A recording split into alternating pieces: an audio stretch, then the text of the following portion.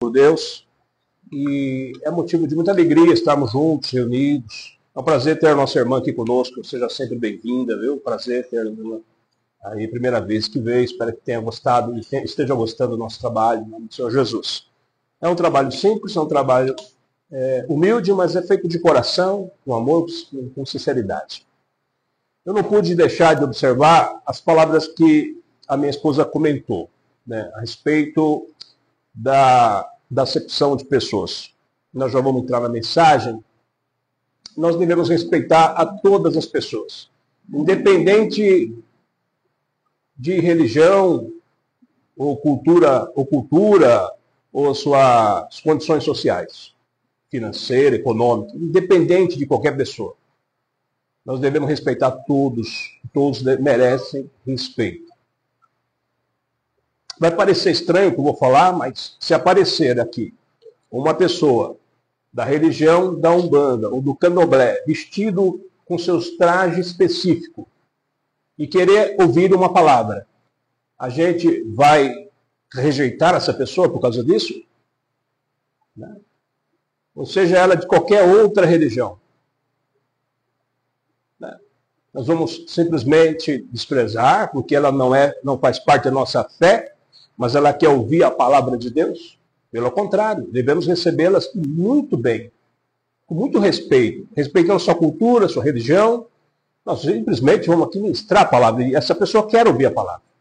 Eu não me lembro de Jesus ter falado, vinde a mim só alguns que eu prefiro que venham. Não.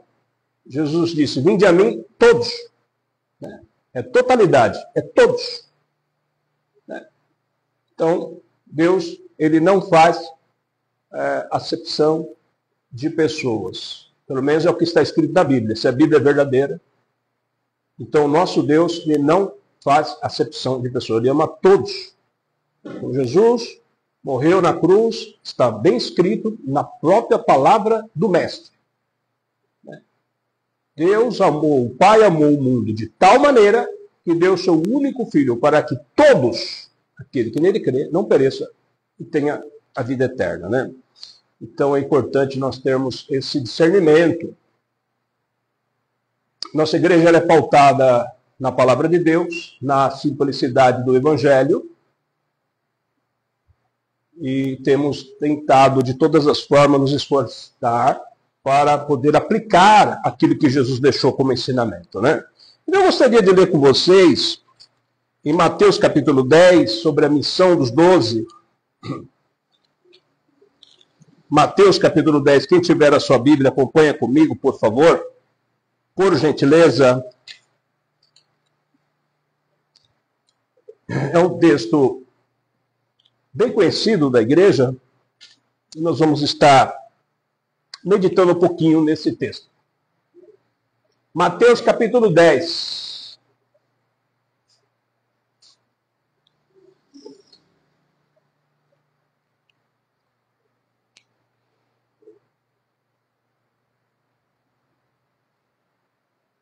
Amém? Diz assim, chamando os seus 12 discípulos, deu-lhes autoridade para expulsar espíritos imundos e curar todas as doenças e enfermidades. Estes são os nomes dos 12 apóstolos. Primeiro, Simão, chamado Pedro, André, seu irmão, Tiago, filho de Zebedeu, João, seu irmão, Filipe e Bartolomeu, Tomé e Mateus, o publicano, Tiago, filho de Alfeu, e Tadeu, Simão, o Zelote, e Judas Iscariotes, que o traiu. Jesus enviou os 12 com as seguintes instruções.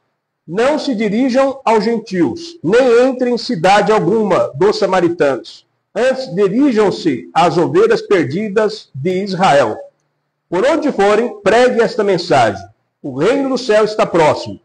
Cure os enfermos, ressuscitem os mortos, purifiquem os leprosos, expulse os demônios. Vocês receberam de graça, deem também de graça. Não levem nem ouro, nem prata, nem cobre em seus cintos. Não leve nenhum saco de viagem, nem túnica extra, nem sandálias. nem bordão, pois o trabalhador é digno do seu sustento. Somente até aqui, amém? Mas a gente vai estar falando alguma coisa, um pouco mais do texto, do que foi deixado por Jesus como ensinamento. O capítulo 10 de Mateus inicia-se uma jornada no caminho da pregação do Evangelho. Jesus capacita os 12 apóstolos para uma missão transformadora, concedendo-lhes autoridade divina sobre as doenças e espíritos imundos. A tarefa de proclamar o reino dos céus e a preparação para enfrentar a oposição que inevitavelmente encontrarão. Estabelece compromissos com a centralidade de Deus em nossas vidas. A centralidade de Deus na Bíblia está relacionada com a importância de Jesus Cristo como foco da vida cristã. Esta é uma doutrina que enfatiza a importância de colocar Jesus no centro de todas as decisões, atividades e relacionamentos. Jesus está preparando seus discípulos para a missão de pregar as boas novas à casa de Israel. Mas primeiro, ensinou-lhes a pregar as boas novas. É claro, é óbvio que Jesus primeiro deu instruções, orientações, explicações, para que ele pudesse estar preparado para anunciar as boas novas, para levar as boas novas. Então, se há uma preparação, se há necessidade de uma preparação, nós também temos que ter isso como exemplo. Nós também temos que nos preparar, orar, consagrar, a leitura regular da Bíblia, da Palavra de Deus. Como foi bem dito pelo presbítero, às vezes, devido os excessos do nosso nosso tempo, né, e as correrias do nosso trabalho, das nossas responsabilidades, os nossos compromissos com a família e várias outras coisas que ocupam o nosso tempo, nos deixa, de certa forma, desgastado, né?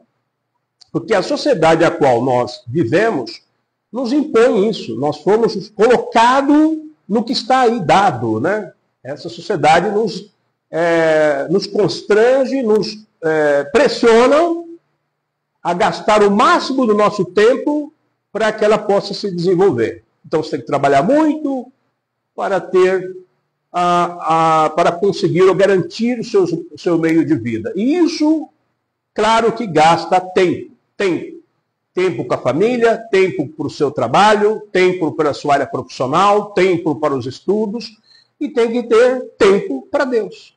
Tempo para a preparação da pregação do Evangelho. Você não vai sair pregando sem conhecer o que você está falando.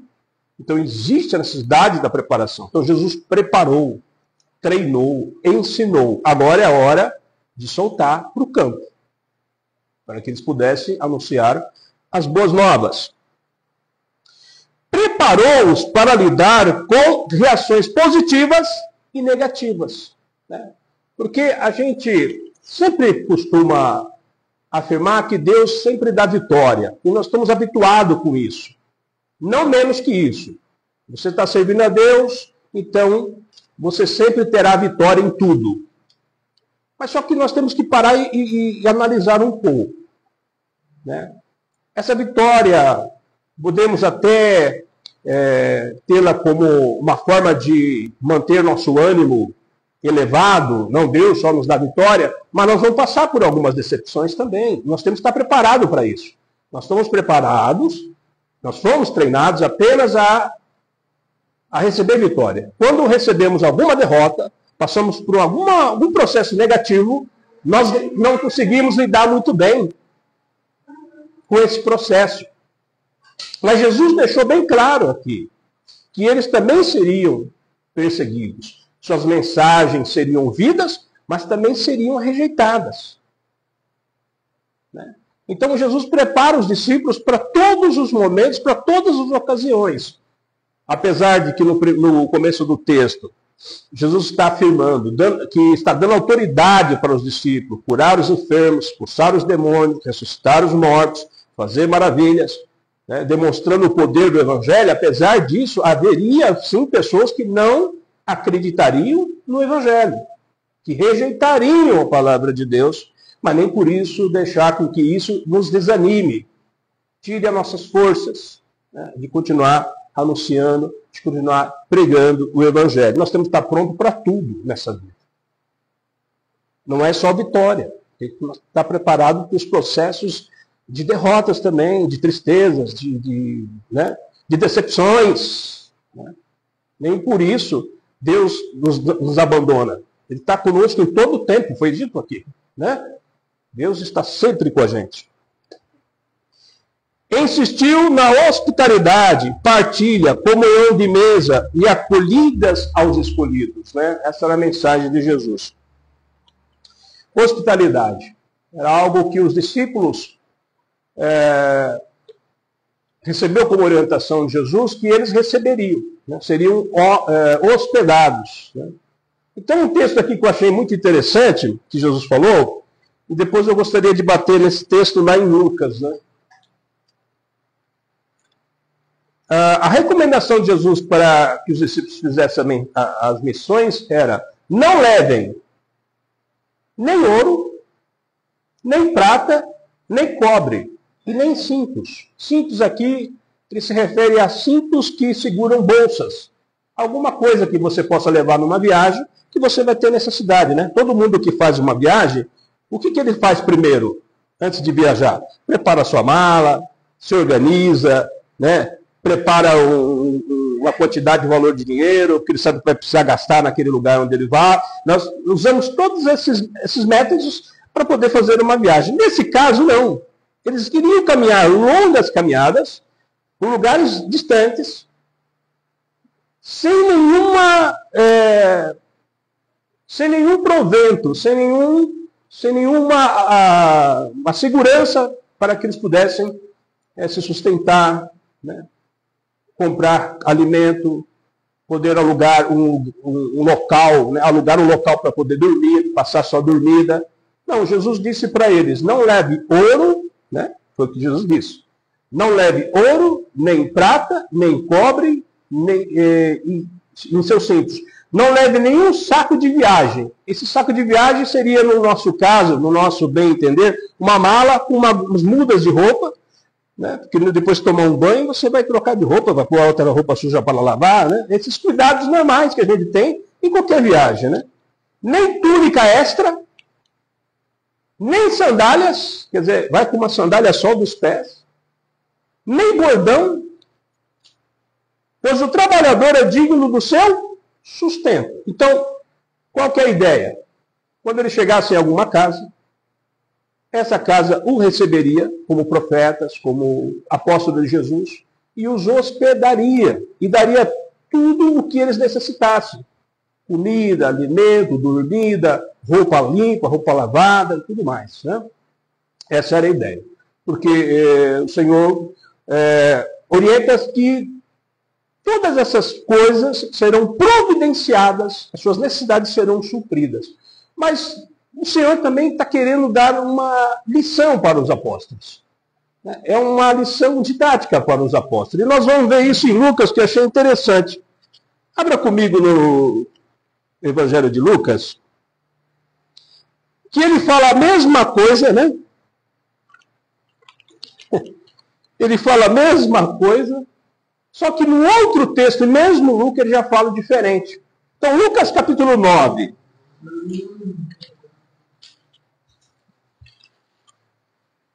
Capítulo 9, do versículo 3 ao 27, nós vamos ler tudo, só o que é necessário aqui para a gente poder ter uma compreensão, tá? Tá bem?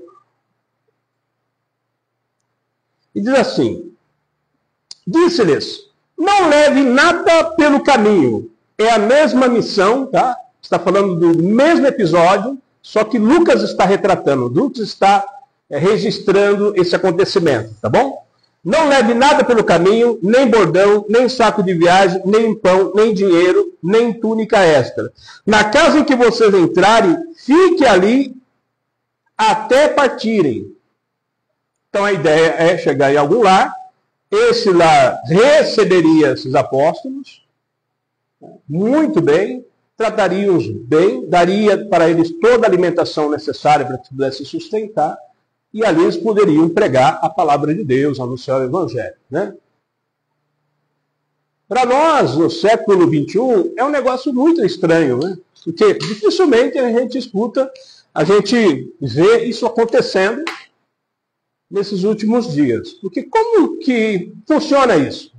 Uma pessoa estranha, ou dois discípulos, que diz ser discípulo de Jesus, bate palma na porta da sua casa e fala: vim para me hospedar, em nome de Jesus. Né? Aí você simplesmente vai receber essa pessoa sem ter conhecimento nenhum delas, né? É muito arriscado, né? Então, se vê que foi pela graça de Deus, foi pela autorização de Jesus, e Jesus, né, fez com que todas essas coisas favorecessem os apóstolos, de tal forma que as pessoas, ao ver os discípulos, passariam a crer. Algo que aconteceu especificamente com os 12 apóstolos. Eles tinham uma graça de Deus, uma autoridade, algo especial, irmãos, porque ninguém, em sã consciência, recebe pessoas estranhas na sua casa porque diz que é de Jesus. Alguma coisa diferente havia nos apóstolos. E digo com toda certeza, todos os apóstolos que existem hoje são falsos. São totalmente mentirosos, enganadores. Os verdadeiros apóstolos são esses, os 12. O Senhor fez isso apenas com eles. Com eles. Uma graça havia sobre eles que nós não temos. Uma graça muito superior ao que qual nós não recebemos. Nós temos a graça de Deus, mas não temos essa autoridade, esse poder, né? A não ser que o Senhor, por motivos particulares do Senhor, escolha alguém para fazer isso. Eu acho muito difícil acontecer. Muito difícil. Então se trata de algo, para mim, particularmente, sobrenatural de Deus. Havia algo nos apóstolos que as pessoas percebiam uma coisa extraordinária. Eles tinham autoridade para curar enfermos, expulsar demônios, ressuscitar mortos, limpar leprosos.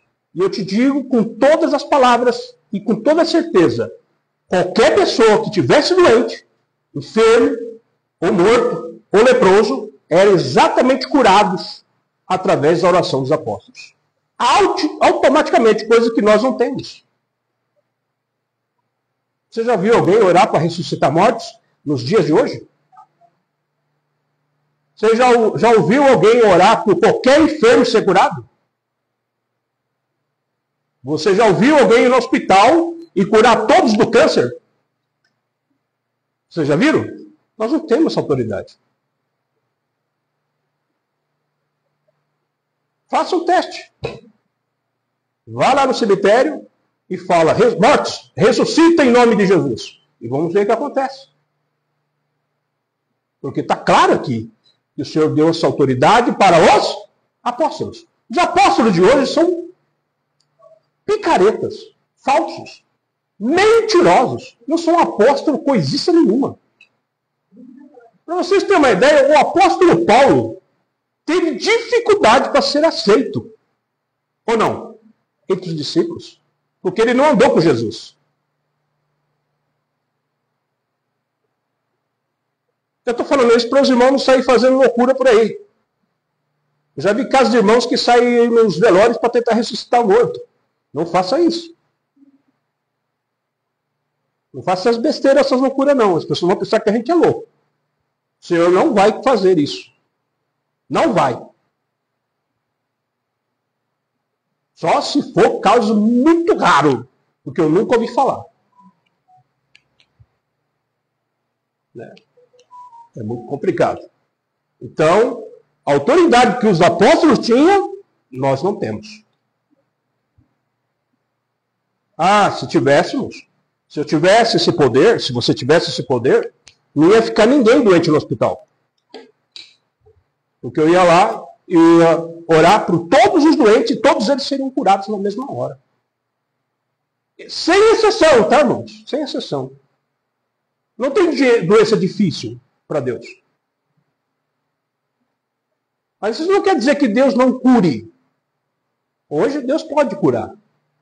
Mas não é conforme a nossa vontade. Entendeu? Eu posso orar para Deus curar você. Ele vai curar? Não sei. Aí é a vontade dele. Ah, você não tem fé? Não é que eu não tenho fé. Que eu tenho que contar com a vontade e a soberania de Deus, que não me deu autoridade de apóstolo. Nunca vou me autodominar apóstolo Fábio. Nunca isso vai acontecer. No máximo, pastor. Tá bom? Pregar o evangelho, falar de Jesus, falar que Jesus cura, ele cura. Mas não cura conforme as pessoas estão pensando, não, tá? Tem muita fraude por aí. Muita mentira, toma cuidado. Eu só estou alertando os irmãos, para os irmãos não caírem nesse conto de fada da mentira que as pessoas estão usando aí, estão usando esses meios para lucrar, para ganhar dinheiro.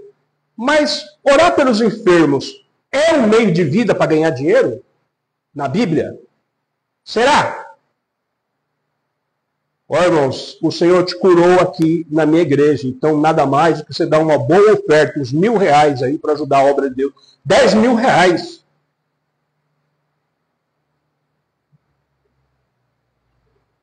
Será que era assim que Jesus fazia?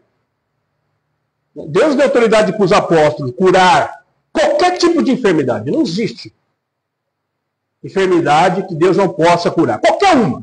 Até a morte. Até a enfermidade da morte, Deus tem poder de curar. Mas deu autoridade para quem? Os apóstolos. Né? Os apóstolos. Então, voltando aqui para o texto. Só para confirmar. Eu estava no bordão e já fui para essa parte, né?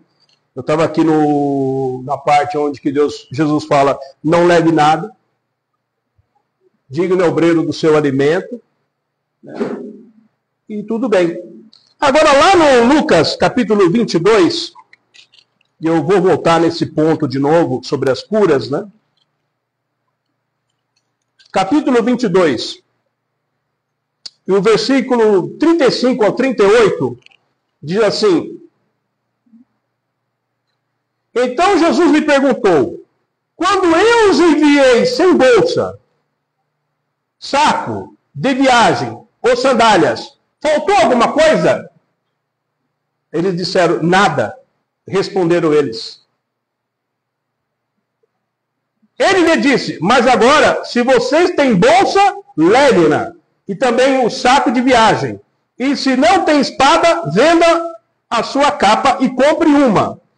Está escrito, ele foi contado com os transgressores, e eu digo que isso precisa cumprir-se em mim. Sim, o que está escrito a meu respeito está para se cumprir. Estava chegando no fim do ministério de Jesus. Ele orienta os discípulos a fazer a missão, mas dessa vez é o contrário. Ele manda que eles se preparem. Porque não terão mais Jesus fisicamente com eles. As coisas iriam ficar mais difíceis para os apóstolos. É por isso que eu entendo que quando os apóstolos saíram pela graça e autoridade de Jesus, havia alguma coisa diferente. Mas após a partida de Jesus, essa mesma graça não seria tão presente. As provas, dificuldades seria duplicada sobre a vida dos apóstolos.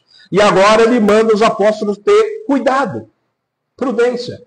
Quando eu mandei vocês ir sem nada, vocês ficaram sem comer, sem dormir, sem ter um lugar para ficar? Não. Faltou alguma coisa? Não.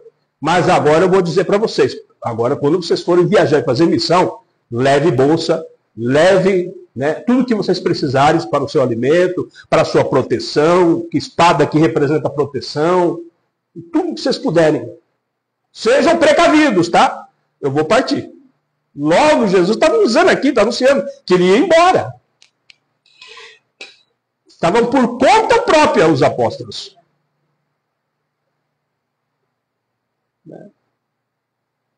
Aí o negócio ficou mais difícil. Quando Jesus partiu, os discípulos ficaram com medo, fugiram, se esconderam, deixaram de crer, Pedro se afastou. Olha só a situação. Enquanto Jesus estava presente, eles estavam firmes ali.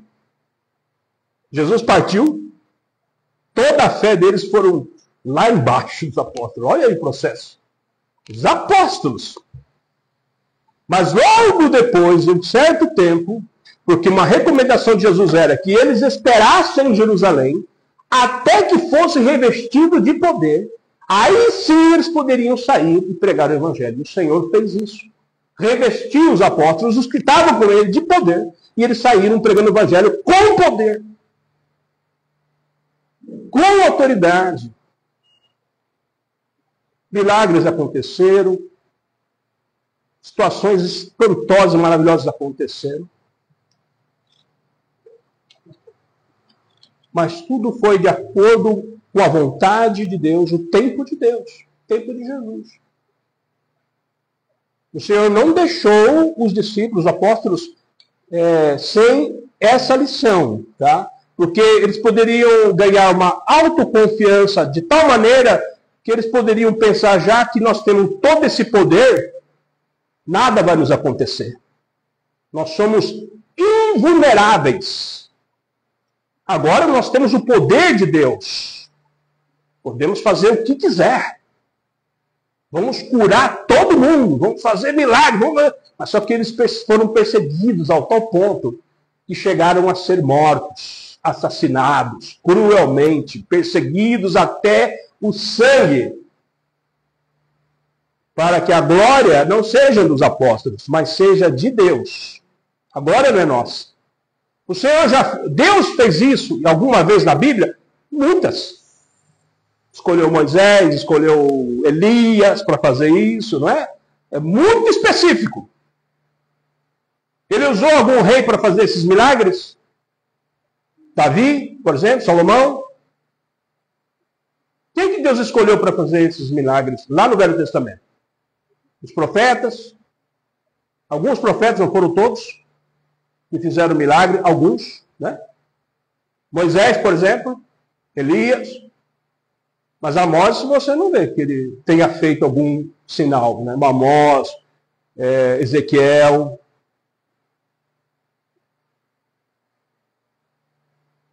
Né? Eu vejo assim, já pensou se Deus desse esse poder para nós? Você já parou para pensar? Né? Sem ter esse poder. Estou saindo da câmera. Sem ter esse poder. A gente já está vendo as coisas que estão acontecendo nas igrejas.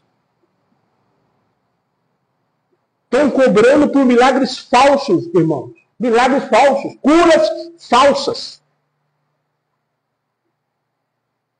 Estão cobrando. E estão ficando ricos com isso. Curando dor de cabeça, dor na coluna.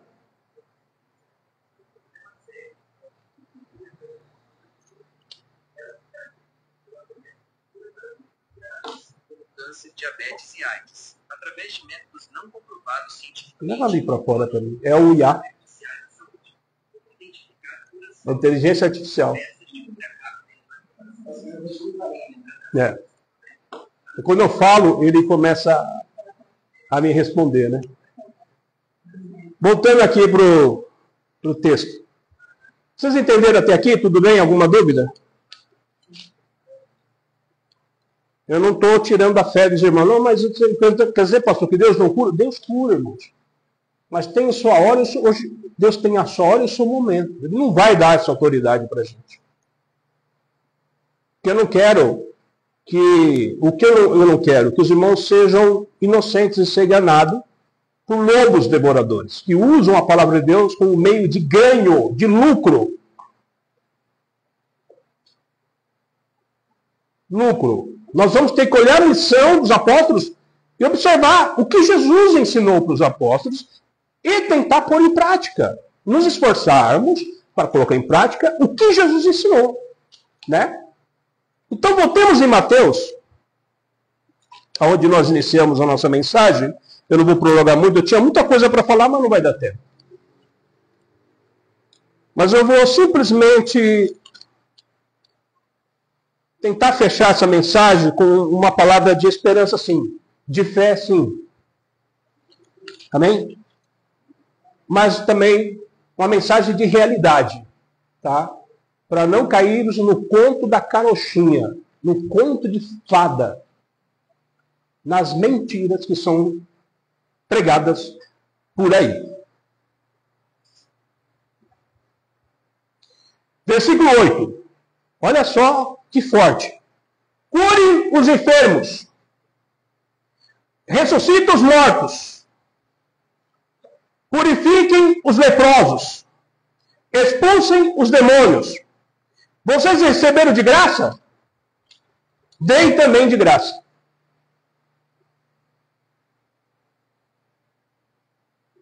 Se um dia Deus usar a tua vida para fazer um milagre na vida de alguém, é muito raro isso acontecer, não cobre nada dessa pessoa. O que está escrito, deu de graça, o Senhor deu de graça, o que nós temos que fazer? Cobrar? Você recebeu essa bênção, irmão, mas só é o seguinte, você tem que dar uma contribuição. Né? É uma forma de cobrar, né? É uma forma muito sutil de fazer uma cobrança. Uma contribuiçãozinha de R$1.000, 5.000, 10.000. Faz seu voto aqui, porque ó, Deus curou esse, curou aquele, e daí? Se Deus deu esse poder para você curar, e deu de graça, por que vai cobrar? O que justifica isso? Não existe. Está fora do contexto da palavra de Deus. Jesus disse, dai de graças o que recebeste de graça. Que maravilha! Né? Essa era a missão dos 12. Eram pessoas simples, eram pessoas que não levavam ouro no bolso, prata, dinheiro, uma só parte de sandália, uma roupa, uma vestimenta, nenhuma bolsa, nada, nenhum suprimento, irmãos. Saía no mundo a pé, não era de camelo, não. De cavalo, a pé, naquela poeira do deserto de Israel, para pregar o Evangelho. Simples. Simplicidade.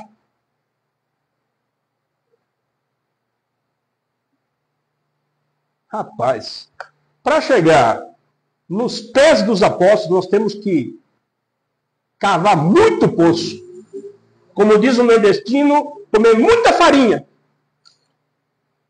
A unção que eles tinham. E tem gente aí que diz ser apóstolos. Somos apóstolos. Nós temos autoridade de Deus. Então tá bom. Vocês têm autoridade de Deus? Temos. Vamos lá no cemitério agora. Ressuscita os mortos. Ah, não. É no tempo de Deus. Não. Não tem negócio de tempo de Deus. Não existe negócio de tempo de Deus. Aqui não. Nesse texto. Vamos lá no hospital do câncer. Vamos curar todos que estão lá. É a ordenança de Jesus. Jesus está ordenando. Não, também é o tempo de Deus, né? A hora. Deus não me... Como não deu autoridade? Você não é apóstolo? Sou apóstolo. Então é o seguinte, vamos lá no hospital do câncer e curar todos do câncer. Pronto.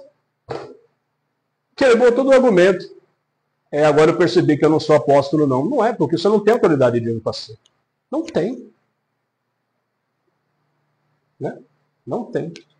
Eu vou finalizar a mensagem, para eu não tomar muito tempo, deixa eu ver que oração.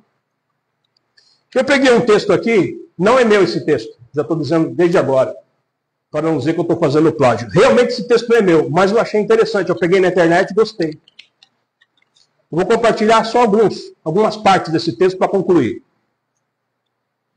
Tá? Gostaria de falar muito mais, mas o tempo é muito pouco. Mas quero compartilhar com vocês. Agora que já vimos os objetivos gerais do ensino de Jesus, podemos passar para os objetivos específicos do seu ensino. Esta abordagem irá exigir algumas publicações. Os evangelhos demonstram que Jesus objetivava promover uma transformação no ser humano, reorganizar intrinsecamente sua capacidade de pensar e viver emoções. Ele pretendia construir uma pessoa solidária, tolerante, que pudesse considerar a dor do outro. Isso sim. Tá? Podemos dizer que o seu objetivo final foi formar discípulos que fizessem novos discípulos, portanto, ir e ensinar a todas as nações. Né? Eles deveriam se tornar pescadores de homens e realizar um ministério como aquele que Jesus realizou. Para cumprir esse objetivo, requeria-se dos discípulos que aprendessem diligentemente a viver totalmente sob o senhorio de Jesus e cumprir tudo aquilo como o mestre lhe ensinava. Qual era o objetivo dos apóstolos, irmãos? Cumprir com os mandamentos, os ensinamentos de Jesus. Jesus como centro das nossas vidas, da vida da igreja. Quem é o centro da vida da igreja? Jesus Cristo é o centro. Ele é o principal foco da igreja. Jesus. E nós temos que seguir exatamente o que ele deixou para nós, como ensinamento através dos apóstolos, das suas mensagens, dos seus ensinamentos, das suas ações, das suas atitudes de amor, de misericórdia, de compaixão, de tolerância, de respeito ao próximo. Né? Então, isso nós podemos praticar. Né? Após passar pelos discipulados de Jesus, eles deveriam estar aptos a transmitir esse ensinamento em modo de vida para outras pessoas. Seus discípulos deveriam dar continuidade àquilo que Jesus havia iniciado. Assim como o Pai me enviou, também eu vos envio a vós. Jesus enfatizava arrependimento, arrependei-vos, porque é chegado o reino de Deus. Né? Foi para isso que ele veio ao mundo iniciar o reino de Deus na terra através dos discípulos. Jesus Cristo primeiro cuidou de levar o povo à conversão a Deus. A experiência da conversão é descrita em o Novo Testamento como um novo nascimento. Jesus respondeu e disse-lhe, na verdade, eu te digo que aquele que não nasceu de novo não pode ver o reino de Deus. Nascer de novo não é da carne, mas é do Espírito. Ter uma nova vida com Cristo. Uma vida cheia e plena de amor, de paz, de comunhão, de bondade, de benignidade, de compaixão com o próximo. Essas são mensagens que nós podemos praticar. Se Jesus, no meio desse trajeto, curar e fazer um milagre, glória a Deus. Não foi por causa de mim. Nós oramos apenas. Nós nos oramos. Oramos pelos enfermos, oramos pelos doentes. Não como os apóstolos faziam. Nós pedimos a Deus que faça esse milagre. Porque Ele ainda é Deus, ainda tem todo o poder e Ele faz o que Ele quer. Mas não a nossa vontade, não o nosso querer, mas a vontade dele, porque Ele é soberano, certo? Então Ele vai curar e vai fazer milagre na hora que Ele quiser. Mas uma coisa é certa, nós podemos anunciar o Evangelho e falar do amor de Jesus, das transformações que Ele faz na vida do homem, na plena paz que Ele traz, da transformação de vida Ele faz. Passamos a ter paz, ter amor, compaixão e tolerância. Eu não entendo por que os cristãos de hoje estão tão intolerantes. Por que tanta intolerância com os que estão desprezados pela sociedade? Olhar para essas pessoas desprezadas pela sociedade, olhar com olhar de desprezo, de arrogância. Por exemplo, eu toquei na religião umbanda, candomblé e outras religiões, e outras pessoas com outras culturas. Como que eu devo olhar para elas? Que não creem no mesmo Deus que eu creio. Que seguem outros deuses. Que fazem sacrifício a outros deuses. Que têm outra filosofia de vida. Como eu devo tratar com essas pessoas? Com indiferença? Não, com misericórdia, com paixão, com respeito. E deixar Ele dar uma oportunidade para nós falarmos o que nós pensamos. O mestre buscava criar e desenvolver virtudes positivas, tais como honestidade, humildade, pureza, altruísmo, bondade, sacrifícios, para enobrecer o caráter. Mas esse sacrifício não é um sacrifício de oblação. Não, às vezes, se sacrificar para ajudar alguém, auxiliar, sacrificar um pouco do seu tempo para ajudar quem precisa, é isso que ele está querendo dizer. Né? Que envolve todos esses aspectos do ser humano. De ser honesto, de ser humilde, de ter pureza no coração, altruísmo, bondade. Né? Mateus 5, 1 ao 12 fala sobre esse texto. Demonstrou-se bem mais interessado na qualidade de seus seguidores do que na quantidade deles. Importou-se mais com o valor dos seus discípulos do que com o seu número. Mais com os resultados permanentes do que com êxitos temporários. Então Deus não está preocupado com quantidade, mas com qualidade. Se junto da qualidade vier quantidade, amém. Mas não adianta ter quantidade e não ter qualidade. Um monte de gente vivendo uma falsa fé, uma falsa religião do cristianismo, não do verdadeiro, do puro, da verdadeira transformação, da mudança real. Então nós optamos mais pela qualidade do que pela quantidade. Bom se a quantidade vier, mas se não vier, a qualidade é fundamental. Os valores dos seus discípulos. Ele se preocupou mais com os valores. Ele se preocupou em 3 anos em ensinar ali pontualmente os 12. Não 70, 80, os 12. Dos 12, eles foram ensinando outros. Olha só, a preocupação de Jesus, o tempo que Deus levou para ensinar os 12. 3 anos de ensinamento, 3 anos de ministério, para poder depois soltá-los para a obra e fazer a vontade do Senhor, da maneira como o Senhor Jesus ordenou. Então tudo isso leva um preparo. E com isso, eu não estou querendo dizer que não acreditamos nos milagres de Deus. Sim, acreditamos. Mas não da forma como muitos estão dizendo por aí. Acreditamos no poder do Evangelho. Mas isso acontece conforme a vontade de Deus. Mas o que nós podemos praticar exatamente são as ações dos apóstolos, as ações dos discípulos em relação ao nosso próximo. Tá? É amor, é tolerância, é humildade, é compaixão para com os outros. Amém? E tudo feito de forma gratuita. Gratuita. Sem nenhuma cobrança. Sem nenhuma cobrança. Isso se chama misericórdia, se chama graça de Deus. Amém? Que essa palavra fique nos vossos corações. Deus abençoe pela paciência que vocês tiveram de me ouvir. Espero que alguma palavra dessa tenha entrado no seu coração. E leve isso como ensinamento nas vossas vidas, tá, irmãos? Confie em Deus, sim. Não perca a sua fé, apesar das situações que podem acontecer na sua vida. Mesmo as ruins. Como foi dito nessa noite, Jesus estará conosco em qualquer momento. Em qualquer circunstância.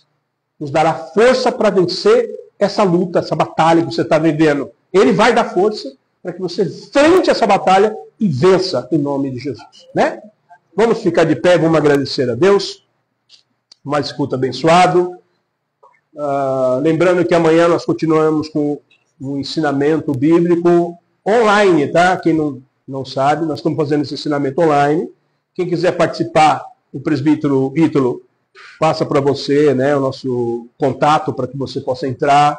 Ele manda o link do ensinamento. Amanhã nós vamos falar sobre Lucas. Muito legal. O médico amado, o historiador, né? Exatamente, né? Amém. Amém? Deus abençoe. Vamos orar então e agradecer ao Senhor. Maravilhoso Deus e eterno Pai, muito obrigado por mais essa noite que o Senhor nos concedeu pela sua infinita misericórdia. Obrigado pela sua paciência, pelo seu grande amor, pela sua compaixão pelas nossas vidas. Mesmo nós sendo limitados, sabemos que o Senhor é que é Deus. O Senhor que merece toda a honra e toda a glória e é o centro da nossa fé. A centralidade da nossa fé é o Senhor Jesus. Guarde nossos irmãos para que possamos em paz para os nossos lares, em segurança. Guarde cada um debaixo da sua proteção. Livra-nos de todo mal que nós te pedimos e te invocamos. Pedimos a tua misericórdia. Nos dê uma noite de paz, um fim de domingo abençoado. Que possamos chegar na nossa casa, deitar, dormir e descansar. Porque até o sono vem do Senhor. E nós te agradecemos por mais essa noite que estivemos juntos na tua presença. Não só agora, mas para todo o sempre. Faz assim com as suas mãos. Que o grande amor de Deus, a graça salvadora de Jesus e as ricas consolações do Espírito Santo estejam com todos nós, não somente hoje, mas para todos sempre, todo diga numa só voz. Amém! Palmas para Jesus. Cumprimente o seu nome e a paz do